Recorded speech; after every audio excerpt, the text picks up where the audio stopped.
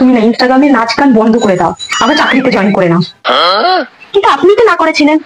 আমার মাথাটা খারাপ হয়ে গেছিল, তাই আমি তোমাকে চাকরিতে যেতে না করেছিলাম। আপনি আগে ডিসাইড করলেন আপনি কি চানটা কি। আমি শান্তি চাই, শান্তি, একদম শান্তি। তুমি যাও যাও, কাজে যাও, কাজে যাও, তুমি যাও। আচ্ছা ঠিক আছে, তাহলে আপনি ঘরটা সামলে নেবেন তো? আর কোনো অপশন রেখেছো আমার কাছে? তাহলে ঠিক আছে, আমি যাচ্ছি। আরে দিদি কি বলবো, জবের থেকে এই বৌমা এসেছে তবে এর থেকে ইশারাতে নাচাচ্ছে সবাইকে।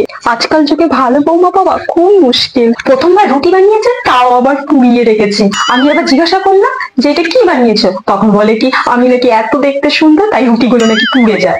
কোথা দিয়ে যেন অপসরা চলে এসছে। আমি ওই দিনকে বলেছি যে এক কৌটো চাল গ্যাসে বসিয়ে দাও, ও কি করেছে কৌটোর মধ্যে চালটা রেখে গ্যাসে বসিয়ে দিয়েছে। ও কিছুদিন পর পরই হয় ওর বন্ধুদের সাথে দেখা করতে যাবে, নাহলে ওর বাপের বাড়িতে চলে যাবে। তুই তো তোর ছেলেকেও বলতে পারিস এই কথাগুলো।